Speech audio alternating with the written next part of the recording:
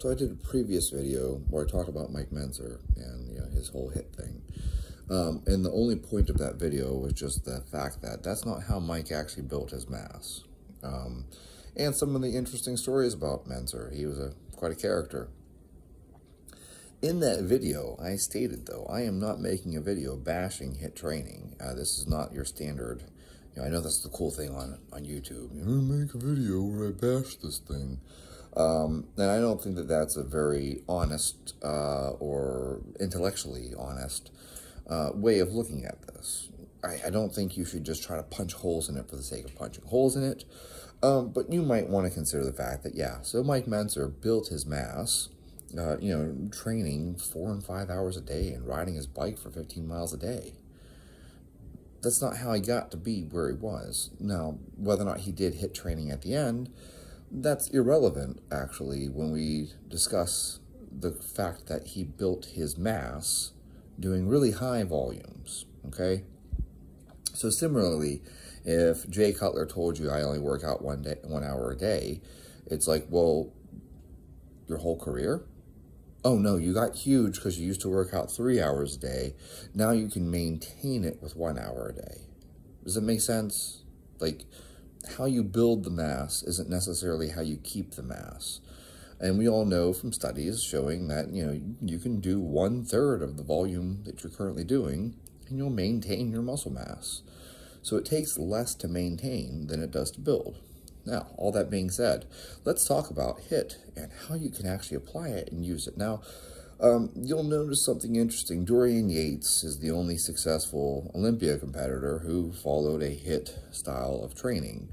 But if you actually looked at how Dorian trained, there's a lot more volume to it than you think. His warm-up sets. Go watch Blood and Guts? I think it's called Blood and Guts. Dude, his warm-up sets are harder than your work sets. I'm not saying that to be insulting. I'm saying that to be complimentary to Dorian. That is not to insult you or me, because I don't train like that either. Dude, his warm-up sets are fucking hard. He does a lot of them. So, Dorian, yes, he did one top set that was all out. But man, his warm-up sets were hard too. And this is where I get, I'm so tired of hearing people talk about effective reps. I just want to vomit when I hear it anymore. All reps are effective reps. You want me to prove it to you? Go do 1,000 reps with an empty bar, and then go try to do 5 reps with 85% of your 1 rep max. Oh, well, the effective reps model tells you that those reps with the bar didn't count. But they did. You're fatigued as shit. Hey, how much do you squat? You probably squat a decent amount of weight. Go do 1,000 walking lunges and tell me that those weren't effective reps because they aren't close to your 1 rep max, right? They're not reps in reserve or close to failure or whatever. I don't care. A lot of walking lunges will make you real fucking sore. Oh, you can squat 405 for a set of 10. Good for you. Don't even do 1,000. That's crazy. You know what? Just do an experiment for yourself. Do like 200 walking lunges and let me know if you're sore tomorrow. So much for that whole effective rep thing about it having to be some magical percentage, and I will prove it to you with one last thing, hypertrophy clusters. Listen, Jake Turner didn't just invent this thing out of nowhere. Like, hypertrophy clusters are a thing. Clusters are a thing. There's a study showing that 8 sets of 5 is superior to 4 sets of 10. That's where Jake got it from. That's why it works. This is actually backed by research. Jake is a very smart person. Buy his program. For the love of God, just buy the program. Stop asking questions. Go buy the program. This is not a sales pitch. I don't have a promo code for you. I'm flat out just telling you this is a good resource. Buy program. Anyways, back to Mentzer. Okay.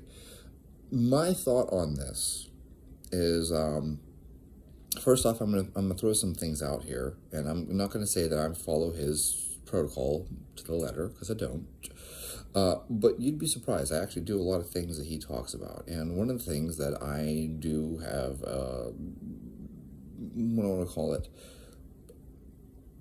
a bias towards is that top set theory.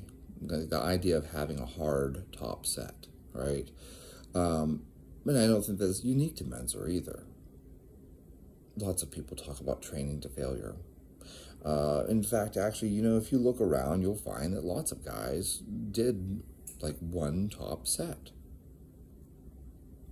That's an interesting thing. Why does that work? Well, it works for a very specific reason. We're going to get into how you want to apply that too. I don't want you to do a top set where you try to do 30 reps to failure. You know what happens when you try to do high reps to failure? Oh, I'm going to do a set of 50 plus to failure. Your muscles burn and you get out of breath before you actually hit muscle failure. You will not hit mechanical failure. You know, I'm going to do push-ups till I can't do another one. Believe me, I have never hit the point where I can't do another push-up in one set. Mechanically, what happens is I can't catch my breath and the muscles burn and I'm like so fatigued, right? I'm developing this metabolic fatigue, but it isn't mechanical fatigue, because if I stop and I rest for a couple minutes, I can bang out some more. So the only way for me to hit mechanical fatigue, which I have on push-ups, is I have to do multiple sets where I take every single one of them as deep as I can, and eventually I can't do another push-up, and then I realize, oh shit, I can't even lift my hands to wash my hair in the shower. That's failure. When I think of failure, though, in training with weights, I actually like to keep the reps down. Like, I like to see something around 4 to 6 reps. That doesn't mean that once in a while I'm going to do 10s. You guys have heard me say this before in my other videos. Train all rep ranges. I'm not someone who sits here and says every set has to be 5. Every set has to be 3. Dude, sometimes I do sets of, well, 17. How did I end up with 17? Well, I was going for 20 and I couldn't get the 18th rep. Sometimes I end up doing a set of 10, a set of 12. You know, once in a while I have a weird one where I get like 19 and I really couldn't get that 20th rep. This happens. Now, this is a version of HIIT in a weird way, isn't it? It's kind of taking that one crazy set to failure. Okay.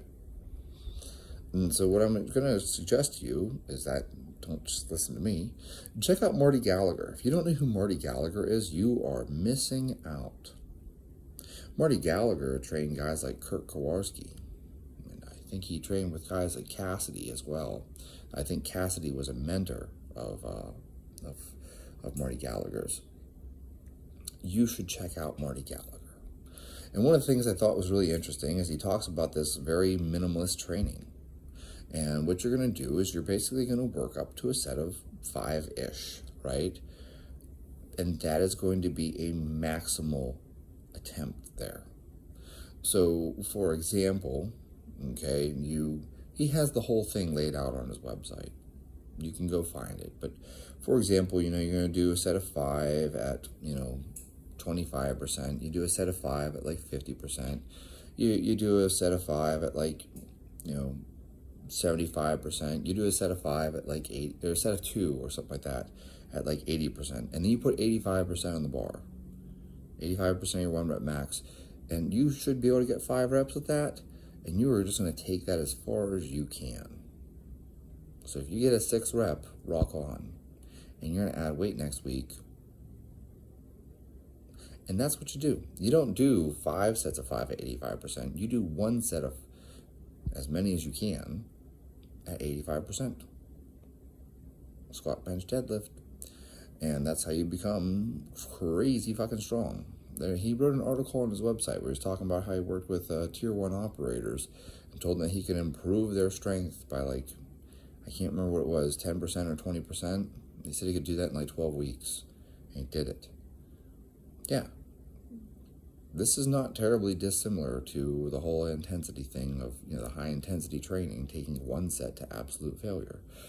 You'll see these things. Yeah, John Meadows used to do really cool stuff like these drop sets and intensifiers and stuff like that. You can throw in that kind of stuff. That is a high intensity thing. Take a set of squats as close to failure as you possibly can. And I know most people aren't going to squat to failure because that means that you have to drop it to the pins and then crawl out from underneath the bar, and it's going to be embarrassing. So take it as close as you can to failure. You're 1 rep in reserve, okay? Rack it and immediately go do leg extensions to true failure. There you go. There's another way for you to actually implement this. I'm not telling you that's the only way to implement this. You can go do a different machine. I don't care what machine it is. You can go do anything you like, taking it to failure. I find that it's actually pretty dangerous. No, I don't mind using that word. For you to take, squats, back squats to failure by yourself. Wouldn't recommend it. I've done it. That's why I don't recommend that other people do it. You should have a spotter, even if you have a rack, because weird shit happens, like you go sideways sometimes. But there are certain movements. This is actually, I'm going to say something positive about machines, I know. Machines are very safe for you to go to failure on. You want to use chest press, you can go chest press machine all day until you hit failure. You're never going to crush yourself with a barbell. Bench press to failure, not a smart idea if you don't have a spotter. Don't do that by yourself. Hamstring curls to failure, but I wouldn't deadlift to failure because your back's going to be the thing that gives out before your hamstrings do.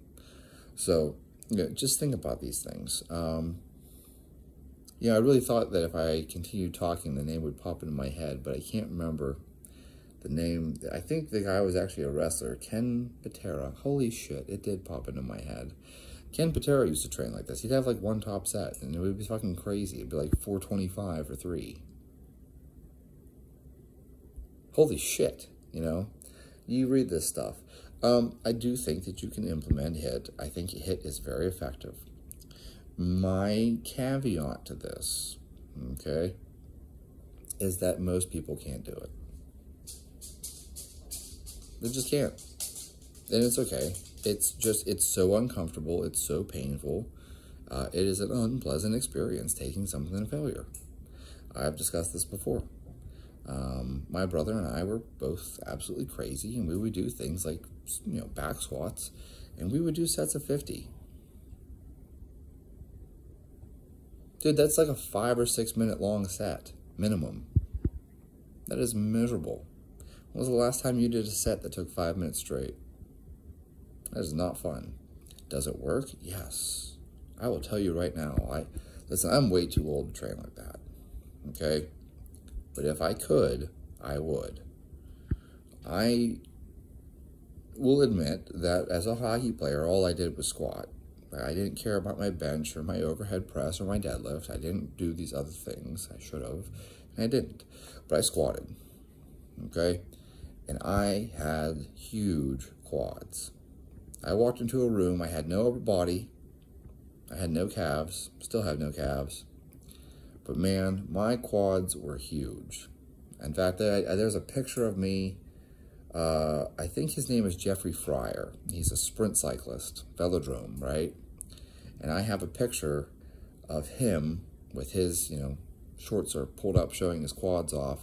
And I did a similar picture with the exact same pose. And my quads look very similar to his. I don't have his calves or his upper body or any of the other muscle that he had. But my quads were huge. All I did was squat, squat, squat, squat, squat. And I did lots of sets of like 40 to 50 reps. Really high rep sets.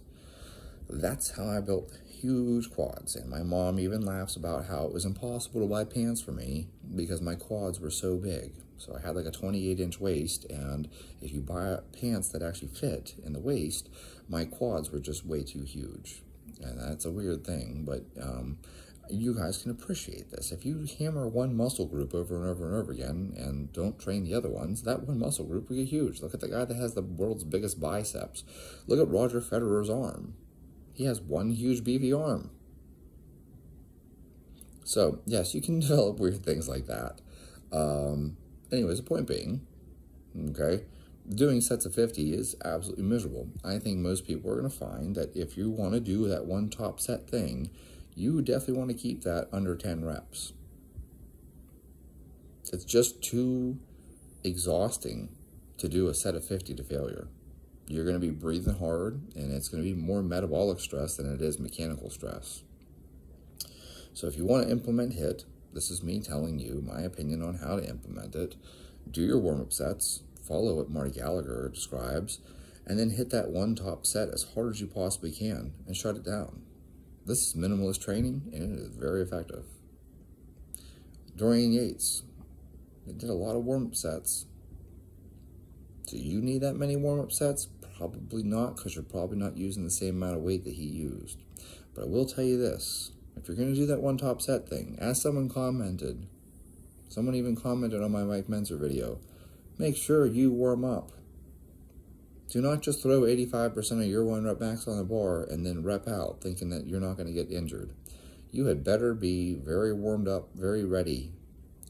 It requires you to be physically and mentally warmed up. You better be dialed in, because when you pull that trigger and you say, I'm doing this to failure, well, if you're not properly warmed up, if you're not in the right mental state, it's not going to go real well for you. You're just asking for trouble. So, there's my 2 cents on it. The other thing I'll point out to you is this doesn't work for bodybuilders or really, really strong guys a lot of times. Because why? Because they have to use such huge, heavy weights to make any more progress. They don't want to risk a pec tear. You know, they don't want to risk a bicep tear. You know, how do you know someone's a strongman competitor? Well, they've torn a bicep at some point. Strongman competitors are a perfect example of high intensity. Look at these guys doing deadlifts. They do like a set of 18 with, some absurd amount of weight because they're deadlifting a car. It's crazy. That's why they're big. So this shit definitely works. It's just a question of whether or not you can make it work for you. And that's my answer to everything. Make it work for you. So I know I mentioned myself. Yeah, I'll do this stupid thing where my last set, I always just take it to failure. Or very, very close to failure. I do that all the time. And so, it could be a very heavy weight for that matter. It doesn't matter to me. Maybe I'm benching 225. That's an easy example. I'll do 4 sets of 3, and then on my 5th set, I'll just go all out, and I'll get 12. I don't see a problem with that. And next week I'll try to get 13, but maybe I won't. Then here's the other thing too. Because it's bench press, I don't actually truly take it to failure. What I do is each week I try to add 1 rep. So the first week I did 4 sets of 3, and then my 5th set I did 8. So then the next week I did 4 sets of 3, and then I did 9. I didn't go for 20. I was I want 1 more rep than I had last time. And I did 4 sets of 3, and I went for 10.